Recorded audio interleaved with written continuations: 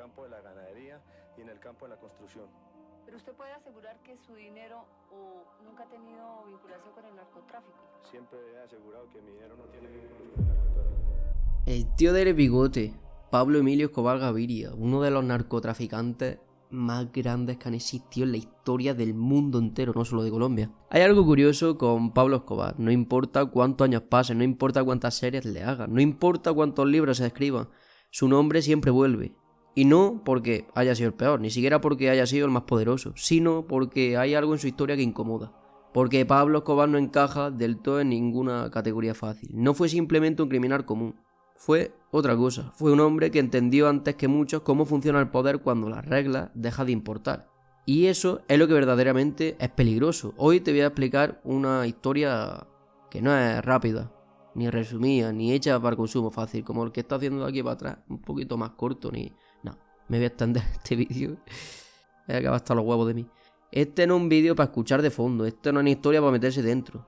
Esto es una historia para caminar por Medellín cuando aún no explotaban bombas, para entender cómo una persona normal empieza a torcer la realidad paso a paso, sin darse cuenta de que ya no hay vuelta atrás. Porque el verdadero terror de Pablo Escobar no fue la violencia. Fue que durante mucho tiempo tuvo una flor en el culo. Todo le estaba saliendo bien. Pero todo se remonta desde hace mucho. Antes de la cocaína, antes del miedo. Pablo fue un niño y nació en 1949 en Río Negro, en una familia que no era rica pero tampoco vivía la miseria. Y este detalle es importante, porque rompe una idea muy repetida. Pablo no creció odiando al mundo, porque el mundo lo hubiese golpeado primero. Él creció observándolo y dándose cuenta de las cosas que le pasaban a su alrededor. Su madre era profesora y era una mujer muy estricta y disciplinada, convencida de que la educación era la única salida real. Su padre era agricultor, un hombre de trabajo duro, de pocas palabras. No era un hogar roto, no era una infancia caótica, pero Pablo era distinto. No destacaba por ser aplicado, destacaba por querer decidir. Desde pequeño, este tenía una necesidad casi física de no sentirse uno más. Si había un grupo, él buscaba liderarlo. Si había un conflicto, él quería resolverlo, o provocarlo. Los vecinos decían algo muy curioso, que Pablo no jugaba con los demás niños, jugaba dirigiéndolos. Y eso no siempre se ve como algo malo. De hecho, muchas veces se aplaude. El problema es que Pablo aprendió muy pronto que mandar daba resultados. Que insistir funcionaba, que presionar funcionaba, que cruzar ciertos límites funcionaba. No siempre tenía consecuencias, y cuando un niño aprende eso, la semilla ya está plantada. Durante la adolescencia, Pablo empieza a experimentar algo nuevo, la sensación de ganar sin permiso. Tampoco hizo grandes crímenes, todavía, ni violencia extrema. Son cosas pequeñas que te dan a entender que este niño será algo importante. De que no se va a conformar con lo primero que tenga. Eran negocios grises, movimientos inteligentes, pequeños atajos. Él vendía cosas, intercambiaba, conseguía favores. Y aquí pasa algo que es clave para la historia. Pablo disfrutaba tanto el dinero como el efecto que producía. El respeto, la atención, la sensación de estar un escalón por encima. Un dato muy poco contado es que uno de sus primeros delitos documentados fue el robo de lápidas de cementerio. Las arrancaban, las pulían y las vendían. Y vendían el mármol como material de construcción, que no era glamour, no era épico. Era frío, práctico y eficiente. Y funcionaba. También falsificaba documentos, certificados, papeles que le permitían a otros pues, conseguir trabajo y tal. No lo hacía solo, pero solía ser quien organizaba los delitos. Era quien repartía y quien decidía. Y cada vez que algo salía bien, su cabeza reforzaba la misma idea. No pasa nada. Ese pensamiento es mucho más peligroso que cualquier arma. Hay historias que se encuentran mal porque se centran demasiado en una sola persona, que es Pablo. La de Pablo Escobar es una de ellas, porque Pablo no fue un genio solitario. A su lado siempre estuvo Gustavo Gaviria, su primo. Y sí, Pablo era el rostro y tal, pero Gustavo era como el sistema nervioso por lo que funcionaba todo también. Era callado, ordenado, obsesivo con los números. Mientras Pablo hablaba, Gustavo calculaba. Mientras Pablo soñaba con poder, Gustavo pensaba en cómo ocultarlo. Era un equilibrio, no buscaban protagonismo, buscaban estabilidad. Y juntos formaron algo muy difícil de romper. Carisma más estructura. En el mundo ilegal eso es oro puro. Porque muchos saben intimidar, pero pocos saben organizar. Y Pablo Escobar aprendió muy pronto que el verdadero poder no está en gritar más fuerte, sino en controlar el flujo. El flujo del dinero, el flujo de la información, el flujo del miedo. Y para entender a Pablo hay que entender a Medellín en esos años, una ciudad creciendo rápido, desigual, con barrios enteros olvidados. El Estado llegaba tarde, o no llegaba, literalmente. Y cuando el vacío existe, alguien siempre lo ocupa. El contrabando era casi parte del paisaje. Whisky, cigarrillos, electrodomésticos, todo estaba por Panamá.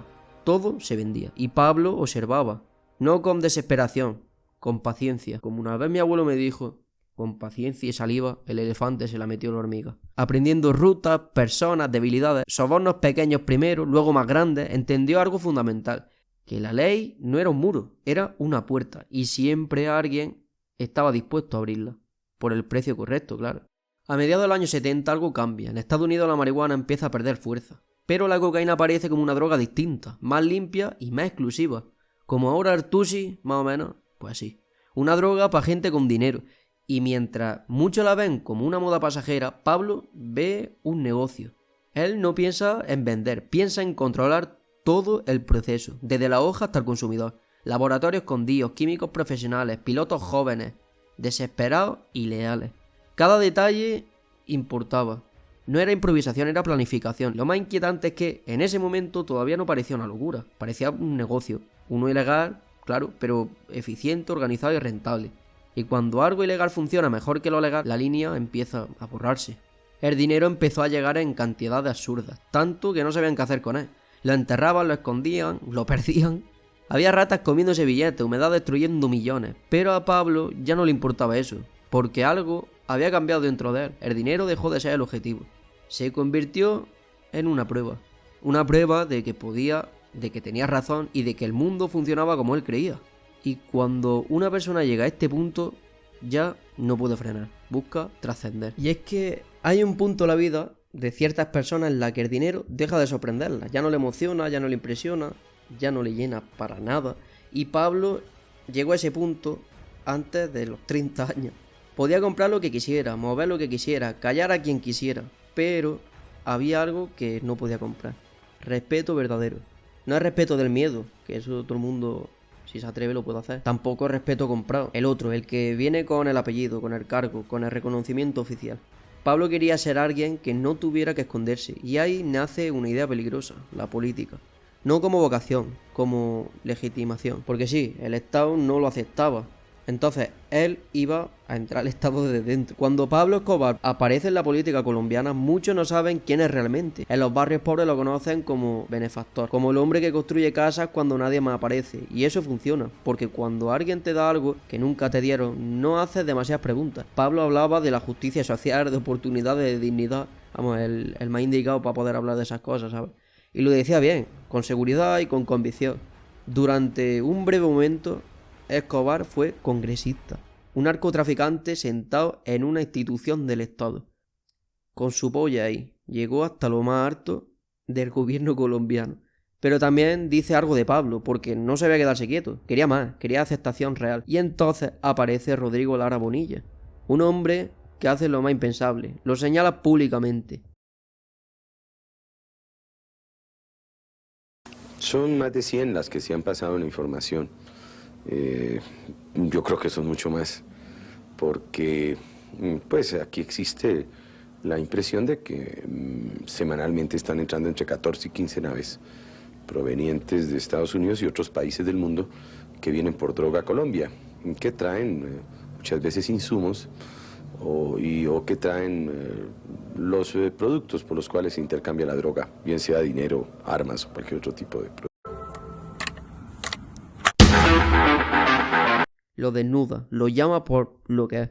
Ese fue el golpe más duro que recibió Escobar en su vida entera. No por la amenaza, sino por la humillación. Y Pablo nunca ha perdonado la humillación. El asesinato de Rodrigo no fue solo un crimen, fue una declaración de guerra. Desde ese momento ya no había marcha atrás. El nombre de Pablo Escobar dejó de circular en susurros.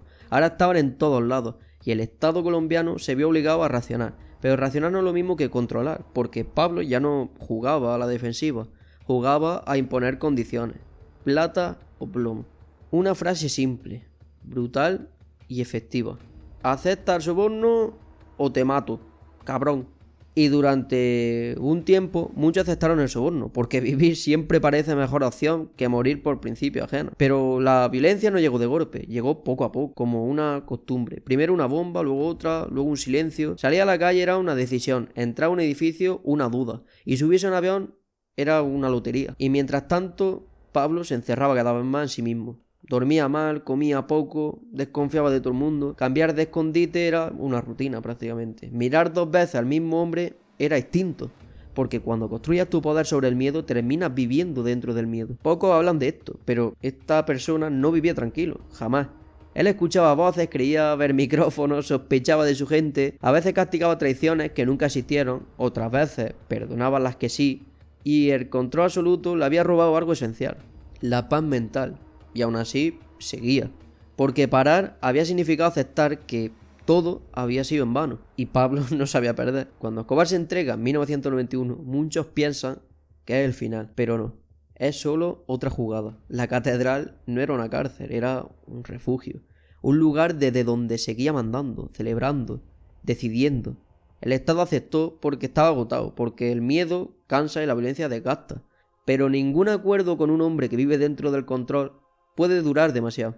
Cuando intentaron moverlo, el del bigote escapó y por primera vez ya no tenía ventaja. La persecución fue súper larga y desgastante y muy humillante para todo el mundo. Escobar estaba solo, sin Gustavo, sin estructura, sin confianza. Hablaba por la radio con su familia. Intentaba sonar fuerte, pero ya no lo era. El imperio había desaparecido y quedaba el hombre. Y el hombre estaba cansado. El 2 de diciembre de 1993, en un barrio común, un techo cualquiera, Pablo Escobar corre. Respira mal y sabe que se acabó. Los disparos llegan. La versión oficial dice una cosa y la versión íntima dice otra. Pero bueno, al final eso ya no importa. Murió como vivió los últimos años, acorralado. Con su muerte, el mundo no cambió, ni mucho menos. El negocio siguió, los cárteles mutaron, la violencia se transformó, pero algo sí se quedó. Un nombre, un símbolo y una historia que seguimos contando. Y no es porque queramos repetirla, sino porque todavía no terminamos de entenderla. Pablo no era una anomalía, fue una posibilidad, una que apareció cuando las condiciones lo permitieron. Y por eso su historia es incómoda, porque no habla solo de él, habla de todo el mundo. Y bueno, si te has quedado hasta aquí, no ha sido por morbo, ¿no? Creo yo. Ya ha sido... Es que te ha gustado el vídeo, ¿eh? Bueno, pues gente, me alegro mucho de que hayáis llegado hasta aquí, los que hayáis llegado. Y adiós, sus camelos. Yo soy Pablo Emilio Escobar Gaviria. Mis ojos están en todos lados, o sea, ustedes no pueden hacer una puta sola mierda en el departamento de Antioquia sin que yo me entere. Sí, señores, no pueden mover un dedo.